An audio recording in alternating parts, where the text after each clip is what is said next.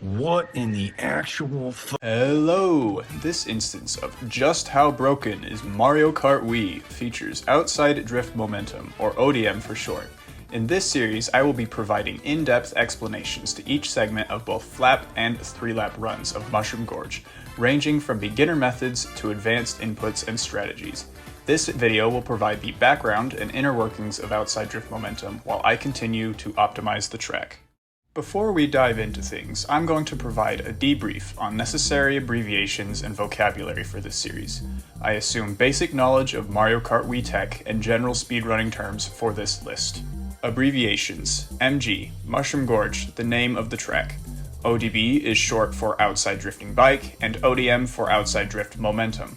I will also be abbreviating internal and external velocity. For vocabulary, we have outside drift momentum, which I am explaining in this video, is the technique by which outside drift mechanics can be exploited to generate additional speed.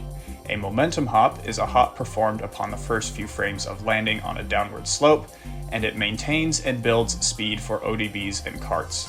Another useful outside drift mechanic I'll be using here and there is a counterdrift, utilizing the initial outward swing of an outside drift to adjust your line or take turns tighter than a normal drift could. Orthogonal, perpendicular, 90 degrees or 1/4 turn away from. Vector, a mathematical object with direction and magnitude. Specifically, velocity is a vector with direction given by the angle and magnitude given by the speed. There will be a handful of additional terms in this video that I have not covered here. If I mention anything that is unfamiliar to you, I recommend reading the relevant sections of this amazing document compiled by the members of the task community.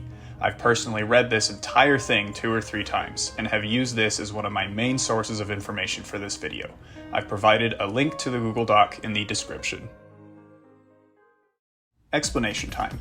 In this game, there are 2 types of velocity, internal and external. Internal velocity, or IV, represents your vehicle's speed and is the type of speed that the vehicle attempts to drive at.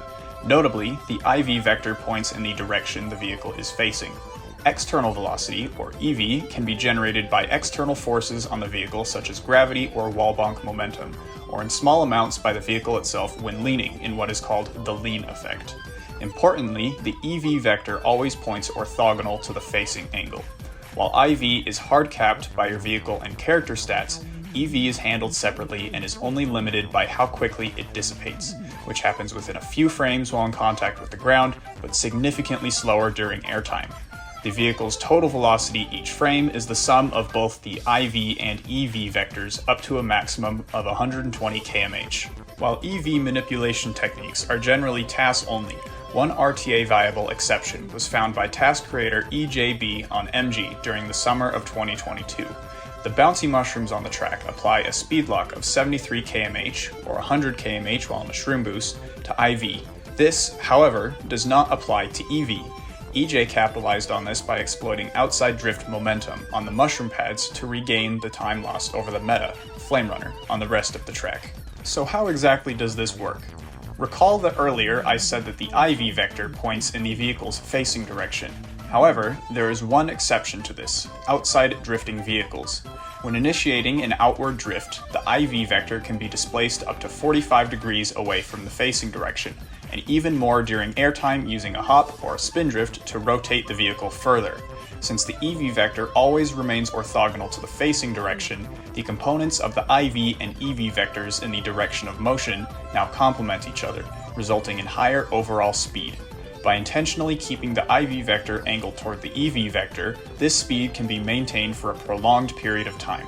This is the essence of super hopping, as I have shown here in this visual created by Monster.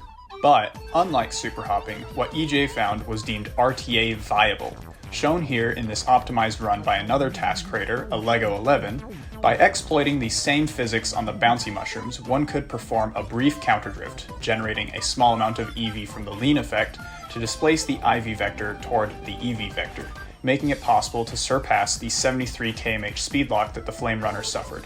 Repeating similar inputs on each mushroom compounds the effect, allowing for outside drifting bikes to maintain higher speeds during airtime in the cavern, where EV dissipation occurs slower and is controllable during RTA execution. Note that I emphasize the fact that this type of ODM is specific to ODBs. This is because karts can't lean like bikes can, and are therefore unable to exploit the lean effect to generate EV. The Shooting Star, specifically, is used because it is the best outside drifting bike, for similar reasons to how the Flame Runner dominates the inside drifting bike scene on most tracks. These strategies were gradually optimized by EJ for both the flap and 3-lap categories, whereupon I was introduced to the tech in January of 2024 and had initial success in late summer. Around this time, task creator Allego11 uploaded faster flap and 3-lap runs, demonstrating the true potential of ODM on MG. His runs featured ODM on the mushrooms at the start of the lap and insane shroomless speeds in the cavern. I settled on Start ODM and Task Cavern, respectively, for names, as these segments were so tech-heavy that they needed labels for ease of communication. Like, just look at how close these get to the 120 kmh cap in the 3-lap task. Surely nobody is crazy enough to try and replicate these inputs in real time, right?